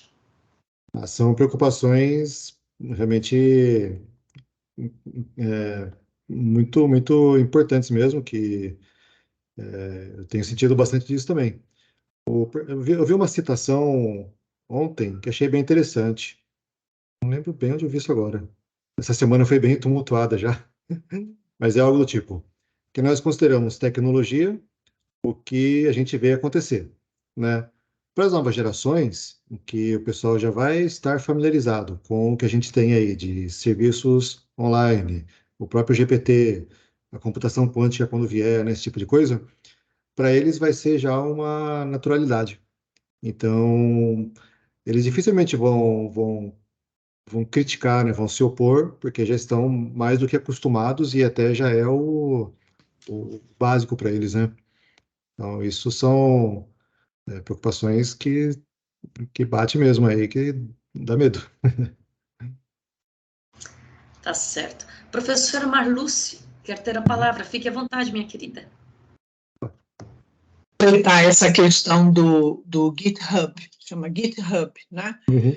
Participei dessa reunião hoje cedo, né, na FATEC São José, e isso é um projeto que já está em andamento. E mesmo eu, como acho que Terezinha, Ana Maria, os que são daqui da FATEC São José, nem conheciam esse projeto, né? Então, eu, como sendo da área de humanas, professor, e aí é que eu queria que o senhor me dissesse se está certo ou não, e eu acho que isso aí é uma luz para a gente, nesse sentido de seremos engolidos pela tecnologia. Então, os alunos fazem o portfólio das suas atividades acadêmicas, ou seja, é a construção da vida acadêmica do aluno, na realidade. E isso é colocado nesse portfólio que pode ser colocado no GitHub ou em outras ferramentas lá que eles falaram, né? E é, como você falou, visível. Então, qualquer um tem acesso àquilo. Então, eu acho que é muito mais até do que o LinkedIn, né? E talvez venha resolver essa situação de empregabilidade até dos nossos alunos, porque eu acho que é uma possibilidade de tornar os nossos alunos mais visíveis para o mundo do trabalho. E segundo, aí nós, como professores, e mais os de humana, teríamos que trabalhar no sentido deles sentirem a necessidade de serem corretos e éticos na construção do projeto. E também tem o controle do professor, porque tem os professores lá de exatas, de cada disciplina respectiva, que atribuem nota àquele projeto, né? E eles, como nós, eu até falei da gente lá na reunião, sabe? Do nosso EAD, dessa ideia da Cleo de precisar do trabalho colaborativo, né? A gente tem que administrar isso aí. A gente tem 5, às vezes 6 pessoas que não se conhecem e tem que desenvolver aquele trabalho naquele semestre. E lá no curso específico que foi citado hoje, o aluno, e foi bacana, é isso que eu queria também compartilhar com vocês, se não tiver um desempenho a contento dentro do grupo, ou era demitido. Então, depois da reunião de hoje, nós decidimos, viu, Cléo, que essa palavra demitida já está banida. Ele vai ser realocado. Por quê? Porque falar que o cara está demitido, tudo bem, é uma linguagem já do mundo do trabalho, mas você denigre a pessoa, você pode colocar o cara mais para baixo, né? Então, hoje, na reunião, o próprio coordenador disse, não, então já não vamos mais falar demitido, já vai ser realocado. Então, tudo isso em função do uso da tecnologia, sabe? Por isso que eu quis trocar essa experiência, né, compartilhar com vocês, porque eu acho que para nós é muito importante esse entendimento. E a gente tem que quebrar realmente, né, esse é um preconceito já criado de que as ferramentas tecnológicas vão atrapalhar e vão tirar o papel do professor. Não, tem que ter sempre o trabalho humano, né, e ético, e até esse compartilhamento colaborativo entre os alunos para ajudar na construção de profissionais melhores realmente, e aí de um mundo melhor, né? Era isso. Perfeito, Tá? faz sentido. Essas ferramentas bem usadas são muito bem-vindas, né? Muito. Dá essas preocupações em relação às pessoas se basearem só nelas, né? E deixar de usar o nosso poder inato, que é a de Então, criação, né? A de análise, de novidades, né? e aí eu vou deixar uma sugestão para a Cleo e para a Kátia, né? Que os professores capacitados como você na área poderiam dar uma mãozinha para a gente, né? Eu sei que tem lá o outro professor, esqueci o nome dele, o que faz os cursos, mas um curso específico nesse sentido para nós sermos treinados também no ChatGPT, no GitHub e nos outros que tem por aí também. Sim, Você poderia nos perfeito. ajudar bastante, né? Tem interesse, está nos planos. Então, tá bom. Tá Obrigada, isso aí. então, viu? Muito obrigada. Sim, senhora. Tchau. Muito boa a discussão. Professor, nós estamos encaminhando aqui para o final da nossa reunião, né? Mas nós temos aqui, de nossa parte, ao menos, né, Thelma, uma última pergunta, que é, mediante tudo que nós já discutimos aqui, né? O senhor considera adequado uma normatização do ChatGPT na educação e como ela poderia se dar? Compreendo. Sim, concordo integralmente, porque se deixar correr solto, os alunos vão usar do modo que estão acostumados, né? E que nós estamos justamente fazendo o trabalho de evitar que seja assim. Então, a normatização, em princípio, vai parecer sei lá, vamos parecer os caras chatos que não querem que os alunos façam do modo mais fácil. Mas, em boa parte deles, acredito que isso aí já vai despertar a atenção em saber que tem que seguir regras e que essas regras são para o bem, né? São para tornar a coisa mais produtiva, mais inteligente, né? Mais consciente. Então, essa parte de normas é necessário. Muitas instituições já lançaram as suas normativas em relação a isso, né? Não sei se o Centro Paula Souza está, mas eu suponho que já deva estar esboçando alguma coisa assim. Mas o que podemos fazer com professores é fazer uma lista de pontos ali e falar para os alunos, né, o que pode, o que não pode e recomendar sempre essa parte, né, da consciência do aluno, fazer a coisa visando sua melhor condição, né? Melhor aprendizado, né? Muito bem, professor.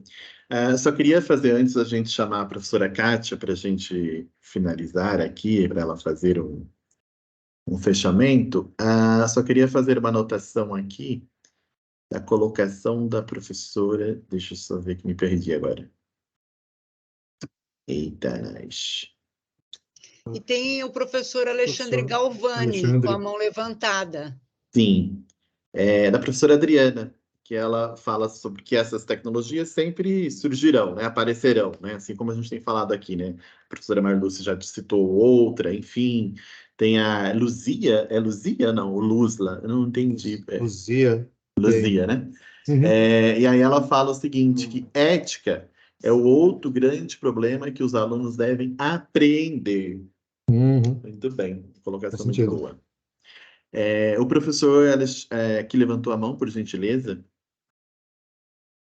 Boa noite, pessoal. Estão me ouvindo? Boa noite. Sim. Legal. Eu vou fazer um papel um pouco do advogado do diabo aqui, porque eu sou da área de TI, né? Então, para mim, muito fácil, né, falar sobre isso e trabalhar com isso. Olha, os livros, numa determinada época no mundo, foram demonizados, os veículos foram demonizados, o Uber foi demonizado e todo mundo usa hoje em dia, virou normal, né? Então, tudo aquilo que é novo causa um certo repúdio, né? As pessoas tendem a demonizar, vou colocar assim, né? A grosso modo, assim, né? Então, isso vai ser uma tendência natural. Assim como hoje todo mundo usa o Google, que independente se pega a fonte em livro, se vai na biblioteca, sempre dá uma usada lá no Google, vai através das pesquisas, né? Então, tem gente que chama até o Google de professor, né? Foi no professor Google, eu digitei lá, né? Parece o dono absoluto da verdade, o Google, né? Mas não é bem assim. Então, quer dizer, toda tendência tecnológica, toda coisa nova que surge, as pessoas tendem a colocar de escanteio, não vai acabar com a nossa profissão, isso vai tornar o aluno burro, vai tornar isso e aquilo.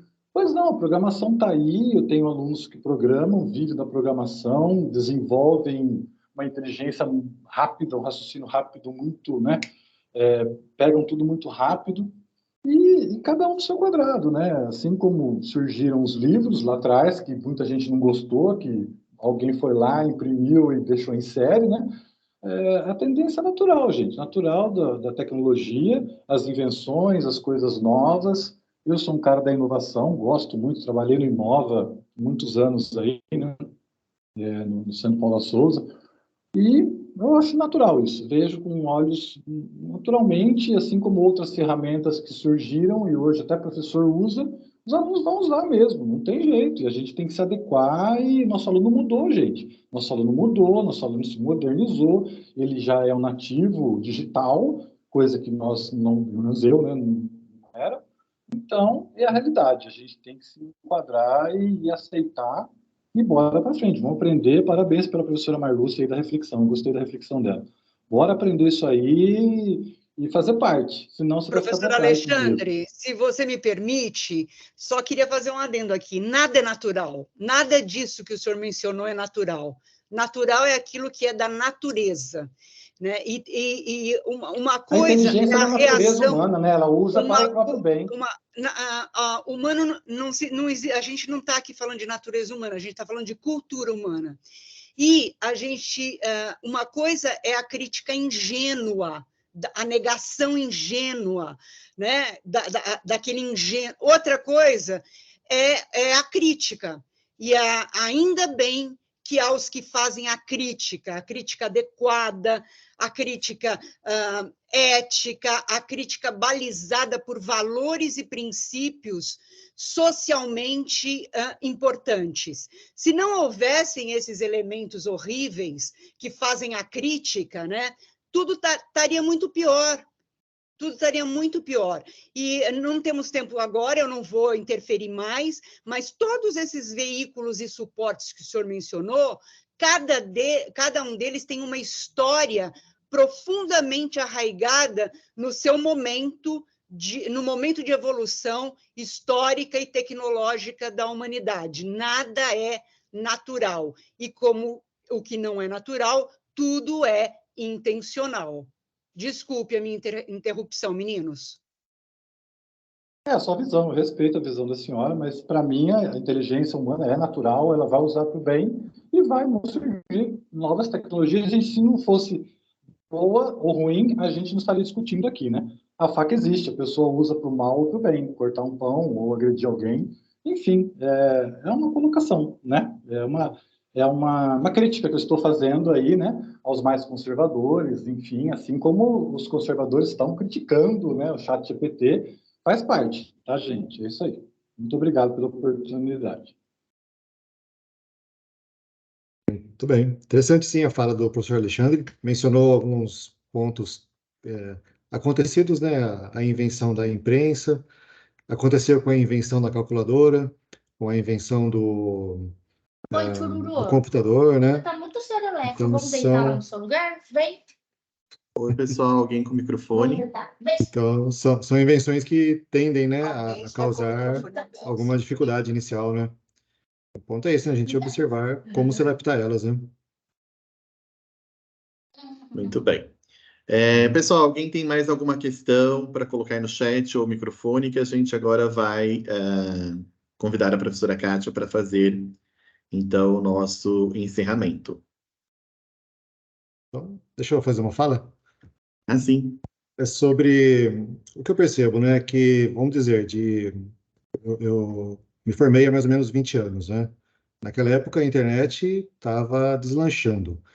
E para mim, eu usei pouco a internet na época que eu fiz a faculdade ainda. Eu usei bastante livros, né? Mas pouco depois disso eu já entrei na docência e já vi que não tinha porquê ou como impedir alunos de usar a internet para estudo, e também tinha, igual o professor Alexandre falou, aqueles que fazem mau uso, né? Então, o que acontece? A gente encontrou uma ferramenta nova e a resistência que ela causa.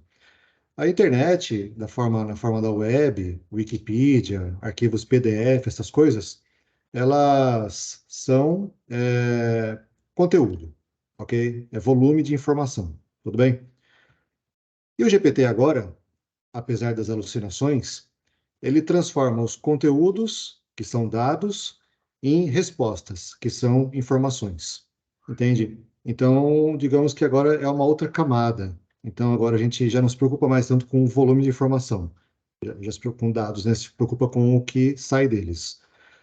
E isso, para nós, sinaliza que o professor, cada vez menos, e consequentemente os profissionais, os estudantes também, vão ter menor necessidade de memorizar muita coisa e de saber falar a respeito. Talvez o que nós vamos ter, essa é a minha visão, né? Capacidade cada vez aprimorada de relacionamento humano, de encontrar soluções, de criar coisas novas, né? Coisas que não dependem nem de volume nem de resposta pronta. É a natureza humana trabalhando mesmo, a gente conseguindo desenvolver coisas que saem de dentro, né? Mais ou menos por aí. Muito bem, professor. Um debate bastante produtivo, né? E debate tem posicionamento, né? Então, acho que é importante essa discussão, realmente. Professora Kátia, por gentileza, então, se puder fazer aí o nosso encerramento. Pois não. Professor Otávio, muito, muito, muito obrigada pela ajuda, pela abertura de espaço para essa discussão. Realmente é uma loucura, né, o momento em que a humanidade hoje está vivendo, com tantas frentes, não só na parte tecnológica, mas também humana, porque, na minha visão, o humano não está fora da tecnologia, a tecnologia não pode ficar fora do humano. Então, eu acho que as duas coisas tendem sempre, de acordo com o momento, a ir se complementando, né?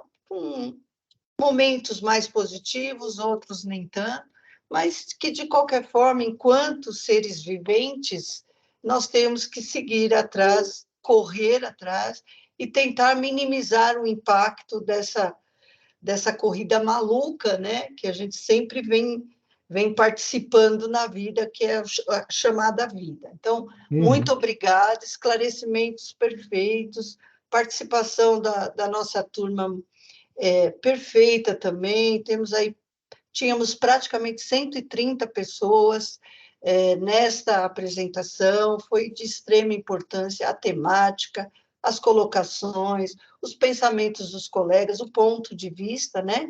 Então, eu quero mais uma vez agradecer o carinho e a sua disposição em vir conversar conosco, mostrar esse outro lado, né, que muitas vezes nem todos têm, e que vai servir, de fato, para passar, a partir desse momento, a ser uma reflexão realmente do nosso cotidiano. Não temos mais como fugir disso.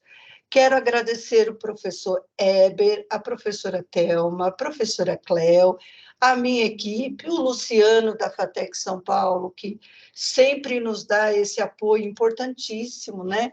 Inclusive, eu já solicitei a ele, né, a baixa da lista de presença por conta dos certificados, né? E nos comprometemos a enviar a você também o seu certificado, assim como da comissão organizadora. Quero desejar a todos um bom fim de noite, aproveitem agora para descansar, não pensem, nesse momento descansem a cabeça, deixa para lembrar dos assuntos de hoje e amanhã, que vamos ter muito tempo, né, professor Otávio, para pensar.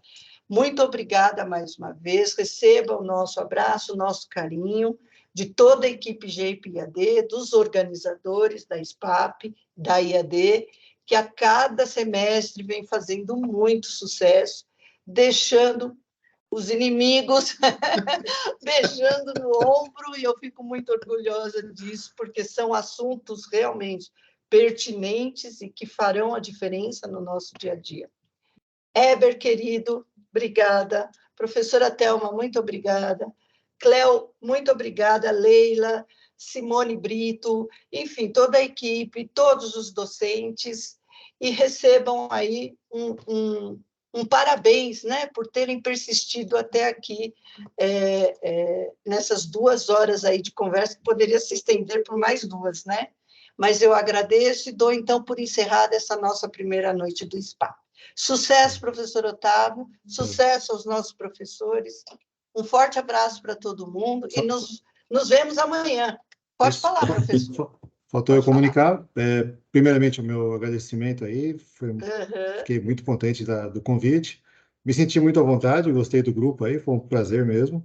Aprendi muito, sempre muito bom ouvir, e enquanto respondo, vou refletindo e analisando também. Então, para mim foi um prazer, espero poder ter contribuído e fico à disposição para outras. E daí faltou eu fornecer o link do meu livro. Acabei de lançar no chat. Acho que já colocaram no chat, não, professor Heber? Mas pode colocar de novo, por favor. Isso. Acabei de pôr aí, está à disposição. Né? Faremos questão de divulgar, sim, né, professores? Cada vez que eu leio, eu percebo um monte de coisa que dá para melhorar, mas já dá para aproveitar um pouco. É o dom do docente, não adianta. Ele sempre vai ter alguma coisa para melhorar, né? Gente, um abraço, uma boa noite para todos, viu? Até amanhã. Boa noite, boa noite, até amanhã. Muito obrigado, professor Otávio. Foi um Luciano, ótimo você está tê-lo por aí? encontrado. Tchau, Luciano? Luciano? Deixa eu ver se ele está aí para parar a gravação, né? Oi, estou aqui, sim. Ai, que bom! Legal. Obrigada, Luciano, pelo apoio. Obrigado, Luciano, pelo apoio mesmo. Nós já agradecemos a